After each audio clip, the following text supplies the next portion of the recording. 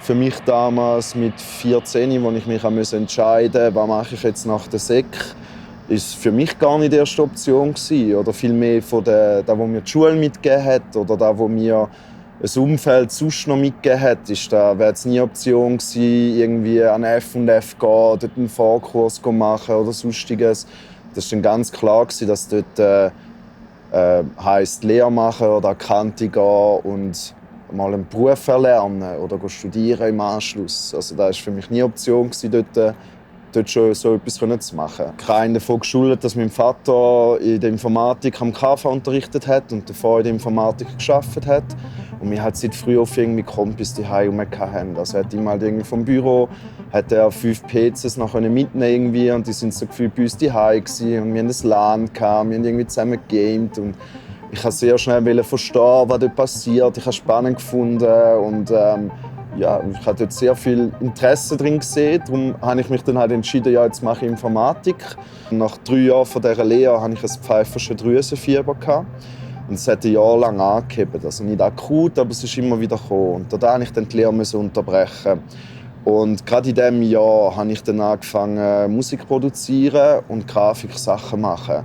Wie beim PC hast du halt irgendwie die Knöpfe und das RGB-Leuchten hinter den Tastaturen und es ist irgendwie auch etwas Technisches. Es ist irgendwie mega oft ist auch einfach ein Computer drin. Es ist mega digital und es passieren eigentlich gleiche Abläufe und gleichzeitig ist natürlich auch immer Computersoftware mit involviert und durch das, dass ich halt sehr schon früh mit dem in Berührung gekommen bin, habe ich immer sehr schnell näher an diesen Sachen und sie zu adaptieren und ein bisschen probiere auch in meinem eigenen Sinn zu manipulieren, weil ich auch gewusst habe, hey, das ist auch nur eine Software. Ich bin nicht restrikt in dieser Software drin. Ich kann mich da drin bewegen mit dem Know-how, das ich vom Technischen habe, das ich von der IT habe. Was dort aber für mich mega spannend ist, ist irgendwie so, wenn du an die Leinwand gehst oder sonst etwas, brauchst du nicht unbedingt ein Verständnis auf Anhieb. Es hat sehr viel Intuition mit sich. Also du nimmst auf den Pinsel und malst mal irgendwie drauf los. Und das habe ich nie so gut können. Ich bin nicht nicht ein Virtuos, der irgendwie die Gitarre gespielt hat und irgendwie einfach drauf losgejammt hat. Das ist immer so. Ich musste zuerst verstehen, was passiert, und dann können da vielleicht manipulieren. Ich bin sehr politisiert worden durch das Internet und durch die Bewegung und Open Source, alle Ressourcen für alle da. Aber du musst selber damit etwas machen. Ich habe viele Freunde, die im Graffiti unterwegs sind und so, und dann gibt es halt ab und zu Hausdurchsuchungen und dann wird das Handy mitgenommen. Und dann, ich habe den Leuten immer gesagt, hey, schaut, einen 6-stelligen Code machen und schaut, dass sie das neueste Update haben, weil dann kommen sie eigentlich nicht unbedingt rein. Aber jetzt sind sie letztens mit einem Kollegen reingekommen und dann habe ich mich halt so ein bisschen für interessiert, okay, wie machen sie das eigentlich? Dadurch, dass ich da ein bisschen recherchiert habe, habe ich immer Videos vorgeschlagen bekommen, wo so Handys waren, die innerhalb von irgendwie 30 Sekunden einfach ganz, ganz schnell alle Passwörter durchprobieren. Und ich habe es irgendwie absolut faszinierend gefunden, einfach so da das Code eingeben irgendwie auch. Und das auch irgendwie von Geisterhand. Das macht irgendwie niemand. Und für mich war dann aber noch viel spannender, das unendlich lang zu machen. Das eigentlich nie aufzuhören lassen, nie den richtigen Pin zu finden. Einfach unendlich lang probieren, den Pin zu geben. Auch weil, wenn du jetzt den Pin einmal falsch ist auf dem Handy, dann kommt nach 5 Mal, hey, du musst jetzt eine halbe Minute warten. Du kommst gar nicht erst zu dieser Möglichkeit. Und ich habe diese Möglichkeit spannend gefunden als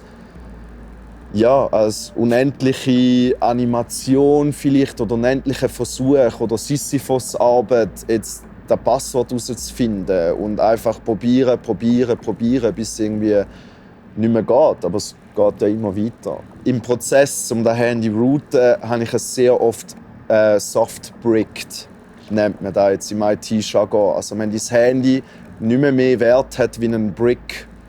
Also du hast es eigentlich so kaputt gemacht, es funktioniert nicht mehr alles und du könntest es jetzt an einem Brick gleichstellen. Ein Block, wie heisst es auf Schweizerdeutsch? Ein Bachstein, genau. Einfach wirklich etwas mit dem Häusermauer baust oder so, oder eine Scheibe einwerfst, ich weiss nicht. Und darum ist es dann nachher wieder zurück im Beton gekommen, wegen dem Bricked. Also es ist natürlich sehr viel endlich, weil sobald es keinen Strom hat, funktioniert es nicht mehr oder Sachen können kaputt gehen und nichts ist für ewig dort durch, genauso wie bei allem anderen und auch jetzt wirklich der Loop von dem Ganzen. Es wird nach 11 Jahren aufhören. Das ist nicht von mir mega bestimmt. Das ist, glaube ich, einfach 100'000 Mal lässt es durchlaufen von 0000 zu 9999. Also bei Index Not Found, das ist noch ein Arbeitstitel, es ist auch eine Arbeit, die nie ganz fertig geworden ist und immer noch im Prozess ist auch. Und ich habe dort eigentlich eine Art Algorithmus oder vielmehr ein Skript, einen Code geschrieben, der Videofiles komprimiert. Und in diesen Komprimierungen nimmt es auch die Bitrate raus. Also eigentlich nehme ich am Kompi den Platz weg, den er bräuchte, um etwas so darzustellen, wie er es wollen oder müsste. Und anhand von dem muss er dann anfangen, Prioritäten zu setzen. Also er muss sagen, okay, da ist wichtig aus dem Bild, da ist nicht so wichtig. Und da fängt er eigentlich an, neue Kompositionen zu machen. Es hat auch sehr viel mit Fehlern zu tun, halt Software fehlerhaft zu nutzen. Und also es ist eigentlich eine sehr persönliche Auseinandersetzung auch. Es ist der Einfall, es ist von dort, wo ich komme. Es war eine schwierige Zeit auch teilweise.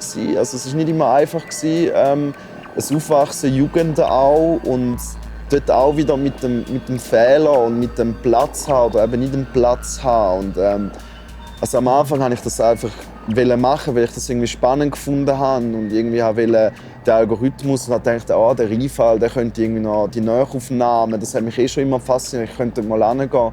Aber ich habe dann mega schnell gemerkt, als ich da dann mit Leuten darüber geredet habe, dass es mich sehr emotional auch mitgenommen hat. Und darum ist die Arbeit auch noch nicht fertig und sie braucht noch mehr Zusammenarbeit. Den konnte ich noch nicht ganz herausfinden, wo genau der jetzt steckt. Aber ich habe gemerkt, das ist absolut eine Auseinandersetzung für mich mit meiner Jugend und mit dem Aufwachsen und mit dem Aglo vom Aglo quasi. Und dieser Zeit dort. Und ich finde, genau dort bringt dann der Code, den ich geschrieben habe, hat wieder den mega Zusammenhang mit den Fehlern. Also die Schule hat mich doch sehr geprägt, jetzt, also die 1,5 Jahre, wo ich da bin. Ich muss vor allem sagen, von der dozierenden Perspektive. Ich glaube, das ist auch für mich ein grosser, oder wenn nicht überhaupt sogar der Grund gewesen, wieso ich mich für ein Studium am Schluss entschieden habe, ist das Mentoring irgendwo durch gewesen, weil das ist, ich habe immer ein bisschen für mich selber hingearbeitet, sehr aus mir heraus, mir selber das Know-how und habe dort auch richtige das haben, das Mentoring. Und ich glaube, dort hat es mich schon sehr beeinflusst. Jetzt rein vom Gebäude her ist da, ich glaube, findest du an jeder Kunstschule die Räume, findest du an jeder Kunstschule die Ateliers. Klar sind sie anders, klar sind sie vielleicht ein bisschen freier, ein bisschen enger, ein bisschen mehr Platz, wie auch immer. Aber es ist vielmehr, glaube ich, das, was mich dort auch mega geprägt hat. Aber gleichzeitig gibt es natürlich so Räume wieder unten. Und in diese Räume kommst du sonst an anderen Ort einfach gar nicht erst rein. Und ja, da kommt man ja auch nur so halb rein. Aber es geht. Das hatte ich mit 20 zum Beispiel noch nicht gehabt, mit 24 auch noch nicht. Dass ich eben die Dreistheit vielleicht auch hatte, um zu den Dozierenden zu gehen und zu sagen, so, hey, da und da sehe ich vielleicht nicht ein. Ich will das eigentlich nicht machen, aus dem und dem Grund. Und schau, ich mache da und da so. Und es hat eine Rechtfertigung, es ist legit, dass ich das so mache. Und da findet dann natürlich mega einen Platz. Und da findet auch absolut Gehör, dass, wenn du das willst, und es wird auch befürwortet und absolut dazu angeregt, das zu nutzen. Und es basiert sehr viel auf Eigenverantwortung bei uns, was ich mega fest schätze. Weil, hey, ich bin jetzt auch 27, ich brauche jetzt keine Schule mehr, wo ich jeden Morgen reinhocke und dann gibt es da Projekt und dann machen wir das alle zusammen und ich muss jede Woche dann und dann an eine Besprechung gehen.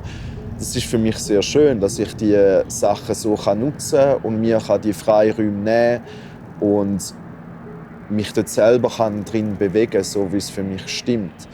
Also für mich ist immer das Wichtigste, keinen Plan B haben. Also ich habe vielleicht einen Plan Z, den habe ich so Worst Case, oder? Wenn es gar nicht mehr hebt, dann habe ich jetzt genug lange in irgendwelchen Bereichen gearbeitet, um irgendwie mein Geld zu verdienen. Aber es gibt sicher keinen Plan B in diesem Sinn. Und jetzt einfach mal etwas immer machen und einfach 120% dahinter ziehen. Aber klar, ich habe mir natürlich überlegt, hey, wie kann ich mich verkaufen? Will ich mich verkaufen? Wie will ich an den Kunstmarkt herangehen?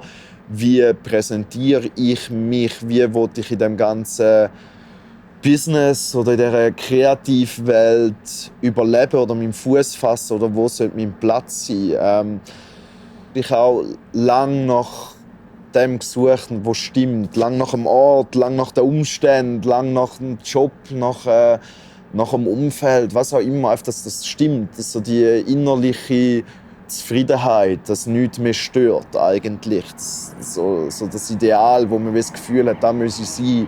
Dass am Morgen kannst du mit einem guten Gefühl irgendwie aufstehen und in die Welt raustreten. Ich habe aber mega schnell gemerkt, dass das einfach nicht existiert und dass die Suche der Idealort ist.